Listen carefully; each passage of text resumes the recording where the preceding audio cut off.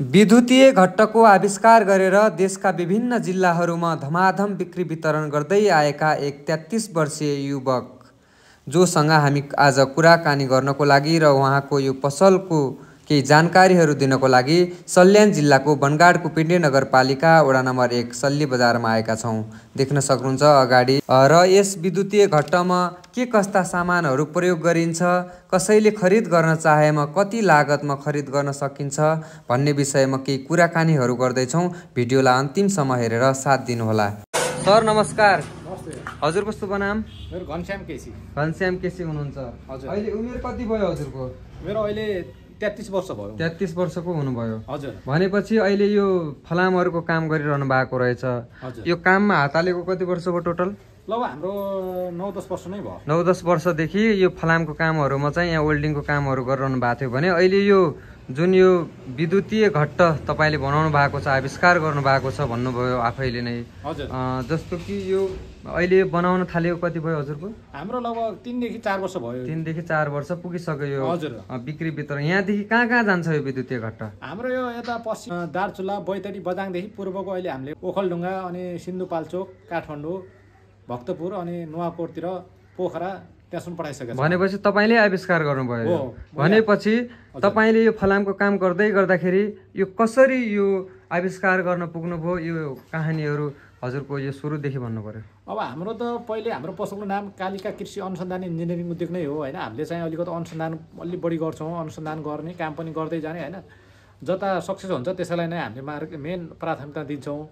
त्यसबारे हामीले चाहिँ पहिला पानीबाट चल्ने घट्ट थियो, जुन घट्ट थियो त्यसमा चाहिँ काठको भुना लागेको हुन्थ्यो। काठको भुना लागेको ठाउँमा चाहिँ हामीले फलामको प्लेट हालेर फलामको भुना गरायौँ।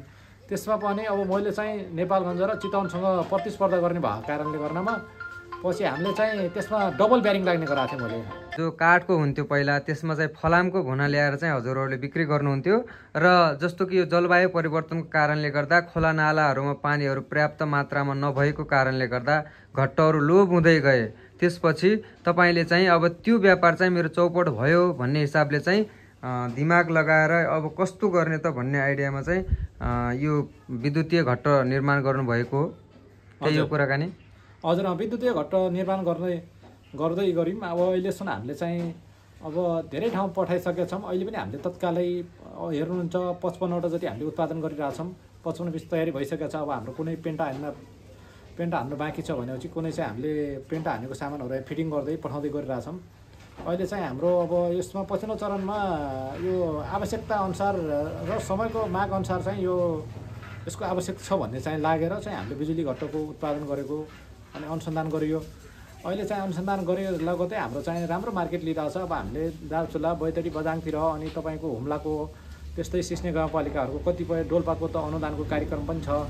कतिपयले कार्यक्रम अनुसार अनुदानको कार्यक्रम लिनुहुन्छ भने कतिपयले व्यक्तिगत किनेर लानुहुन्छ प्रायः जसो। भनेपछि तपाईँहरूले चाहिँ यसरी कतिजना हुनुहुन्थ्यो यो आविष्कार गर्नेमा? आविष्कार गर्नेमा हामी 2 जना थियौँ। 2 जना हुनुहुन्थ्यो। अर्को एकजनाको नाम? कुमार चलाउने। भनेपछि कुमार चलाउने र हजुरले चाहिँ आविष्कार गर्नुभयो। यो अब त्यति कुराहरू तपाईँहरूको प्रचार पनि भएको छैन र यसरी यो पानी घट्टलाई चाहिँ विद्युतीय घट्ट बनाउनु भएको छ भन्ने अब प्रचारको कमीले गर्दाखेरि पनि त्यति अब तपाईँको चाहिँ व्यवसायमा नाफा आएको छैन र एक दिन चाहिँ अब जहाँ अब पानी घट्टहरू चलिरहेका छन् अब ती अब जहाँ पानी पर्याप्त छ त्यहाँ त चलि नै रहन्छन् र जहाँ पानीहरू कमी छ त्यस्तै अब पानीको जहाँ अब अलि झन्झटिलो छ खेतबारीमा चार्नको लागि त्यहाँ अब पुग्दैन र त्यहाँ घट्टवालालाई नदिने त्यस्तो भएपछि चाहिँ यहाँबाट लिनुहुन्छ र लग्नु होला। त्यो चाहिँ एउटा सफल भइसक्नु भएको रहेछ। जस्तो हजुरको चाहिँ अब पहिलाको जस्तो कि सुरुदेखि कस्तो तरिकाले सङ्घर्ष गर्दै आउनुभयो यहाँसम्म के अब दुःखका कुराहरू छन् कि पहिलेदेखि लगानी नै लगाएर त्यसरी गर्नुभएको थियो? विदेशतिर गएन। अब हामीले चाहिँ टेक्निकलमा हामीले चाहिँ बुटोलमा गएर काम सिकेर आएको।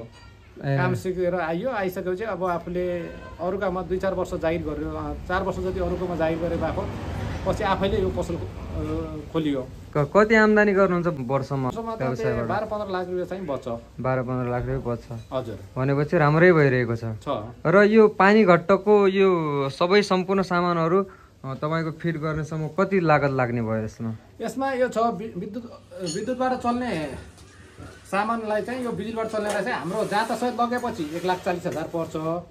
जहाँ त बाइक लग्नुभयो भने तपाईँको 90,000 रुपियाँ पर्छ। इन्डियन मोटर हालेपछि 90,000, चाइनिज मोटर हालेपछि 85,000 मा पाउँछ।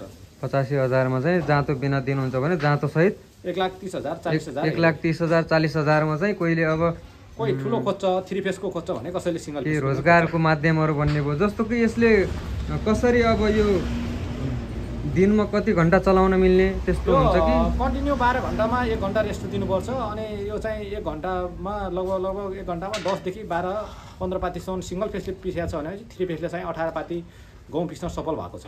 यसले कति बत्तीको बिल कति निकाल्दो रहेछ? यसले 1 घण्टामा 2 युनिट तान्छ। 1 घण्टामा 2 युनिट तान्छ भने 1 घण्टामा कति यसले गहुँहरू पिस्ने भयो? यसले गहुँ घरको सिंगल फेसले चाहिँ 12 पाती जति पिस्छ हैन, घरको सिंगल फेसले। अनि 3 फेसले चाहिँ 18 पाती जति पिस्छ 1 घण्टामा। भनेपछि त्यो सुविधाहरू छ।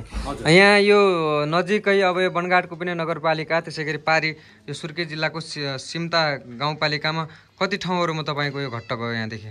बनगाडमा पनि 4-5 वटा जोड्या छ, सिम्तामा त्यही 3टा जोड्या छ अहिले। सिम्तामा पनि गइसकेको छ यहाँदेखि। दर्शक महानुभावहरू यो निकै नै एउटा यो आजको भिडियो चाहिँ फरक छ, किनकि 1-2जना व्यक्तिले चाहिँ आफैले नै घट्टको आविष्कार गरेर यसरी यो काहीँ नभएको यो विद्युतीय घट्टमा चाहिँ के सामानहरू कति लाग्छ यो पनि हेरौँ न त है।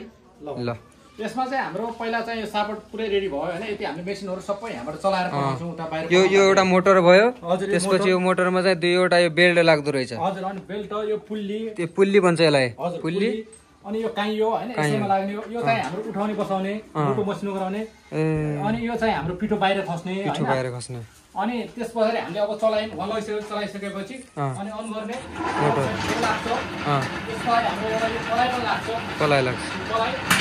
यो कलाइ भित्र ट्याक्क जाँता बस्नु। यो कलाइको काम चाहिँ पिठो बाहिर फाल्ने मात्रै हो। अनि कलाइ पछाडि बाहिर कभर पनि छ। हामीले यो सुविधा त्यहाँ जाँतो हालेपछि अनि यो बाहिरबाट यो अनि त्यसपछि हाम्रो लाग्छ यो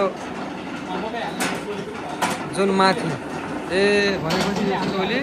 अनि यसरी यति सामग्री लगभग जाँतो यहाँ छैन अहिले, उहाँले हाल्नु भएको छैन जाँतो, र यति सामग्री लग्नुहुन्छ। यदि जाँतो चाहिँ छैन भनेपछि चाहिँ कति 90,000 85 देखि 90। हजुर, इन्डियन मोटर हालेपछि 90,000 पर्छ। हाम्रो चाइनिज मोटर हालेपछि चाहिँ 85,000 90,000। त्यसै गरी बाहिर लग्यो भने भाडाको पनि व्यवस्था गर्ने हुन्छ। अनि भनेपछि अनि जाँतो सहित लगेपछि 1,30,000। यसरी चाहिँ यति पैसा 1,30,000 रुपियाँ ल्याएर आउने यो चाहिँ लग्ने। कस्तो डेलिभरीको व्यवस्था पनि छ? डेलिभरी त्यस्तो छैन। अब 1,30,000 रुपियाँ लिनुभयो भने हामी सिंगल फेसको दिन्छौँ। 1,40,000 रुपियाँ पर्छ, त्यो चाहिँ हामीले 3 फेसको दिन्छौँ। ठुलो मिलहरू पनि कतिपयले हालिरहेको छ। भनेपछि 1,30,000 रुपियाँ ल्याउने, घट्ट लग्ने, जाने र एउटा रोजगारको माध्यम बनाउने। अरू के बनाउनुहुन्छ यहाँ? यहाँ हामीले यो बाँदर धपाउने बन्दुकको लागि पनि रेडी गराएको थियौँ। पहिला चाहिँ हामीले उत्पादन गराएको थियौँ, अहिले चाहिँ ठ्याक्कै रेडी भएको छैन।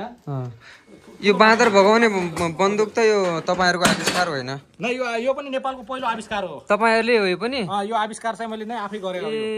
नेपालको पहिलो भनेपछि यहाँ चाहिँ पानी घट्ट र बाँदर धपाउने बन्दुकहरू निर्माण हुन्छ। विद्युतीय घट्ट र बाँदर धपाउने बन्दुकहरू निर्माण गर्ने चाहिँ एक आविष्कार। र उहाँको एकजना साथी पनि हुनुहुन्छ र अहिले उहाँ चाहिँ हुनुहुँदैन। फ्यामिली कतिजना हुनुहुन्छ? हाम्रो त अब फ्यामिलीमा अहिले हामी त टन्नै छौँ। लगभग हामी 4-5 भाइ नै छौँ, 5 भाइ जति लगभग। कस्तो थियो पहिला? कति कक्षासम्म पढ्नुभयो हजुरले? मैले चाहिँ पहिला एसएलटी दिएर चाहिँ यो लाइनमा लाग्यो। एसएलटी दिने बित्तिकै यो लाइनमा लाग्नुभयो भनेपछि पहिलाका दिनहरू कस्तो राम्रै बितिरहेको थियो? सानैदेखि बचपनदेखि राम्रै खाना लाउन पुग्ने सबै राम्रै थियो? अब यस्तै त हो नि, कृषकको छोरो हैन, त्यसमा पनि अब यस्तै हो। अब अहिले चाहिँ के गर्नुभयो यो पसलदेखि? यहाँ अब यो पसलदेखि त मैले हाम्रो अहिले 5वटा उद्योग हो। 5वटा उद्योगमा चाहिँ हाम्रो 2वटा बन्द छ हैन। कालिका ग्रिल उद्योग पनि मेरै थियो, अनि मैले दाइलाई चाहिँ दिएको छु अहिले। त्यो लगानी पनि मेरै हो। अनि हाम्रो चाहिँ अर्को कालिका काष्ठ उद्योग पनि छ हाम्रो चौरजारीमा, त्यो पनि मेरै हो। मैले त्यो भाइले काम गरिरहेको छु अहिले। अनि धेरै ठाउँ नभ्याइने भएन। अहिले मैले मेन प्राथमिकता भने अहिले कालिका कृषि अनुसन्धान इन्जिनियरिङ उद्योगलाई मात्रै दिइरहेको छु। सल्ली बजार छ? हजुर, सल्ली बजारमा। भनेपछि अहिले हामीले चाहिँ यही पेसालाई मेन प्राथमिकता चाहिँ यही अनुसन्धानको लागि। अब हामीले तत्कालै केही दिन पछाडि अब हामीले बाँदर छोप्ने मेसिनहरू बनाउने प्लान गरिरहेको छौँ र मेसिन सामानहरू झरिसकेको छ। अहिले भनेको जस्तो मेकानिकहरू नभेटेको कारणले अलिकति ढिलाइ भइरहेको छ। 98 4 79 65 582 र 9822827717 कालिका कृषि अनुसन्धान इन्जिनियरिङ उद्योग। हाम्रो यो पसलको सामानहरू बिक्री वितरण गर्ने बुटोलको कृषि उद्यमी मार्ट भन्ने पनि छ, त्यहाँबाट पनि हामीले बिक्री वितरण गरिरहेको छौँ। हाम्रो सामान त्यहाँ पनि स्टकमै छ। तपाईँहरूले बुटोल पोखराको लागि त्यहाँ गएर हेर्दा पनि हुन्छ, त्यहाँबाट लान पनि सक्नुहुनेछ। अहिले चाहिँ हामीले कृषि उद्यमी मार्टमा चाहिँ हामीले अहिले बाँदर तर्साउने बन्दुक मात्रै राखेका छौँ बुटोलमा भने चाहिँ अब केही दिन पछाडि हामीले इटरीमा पनि राख्दैछौँ। अब इटरीमा पनि पठाउने तयारीमै छु म।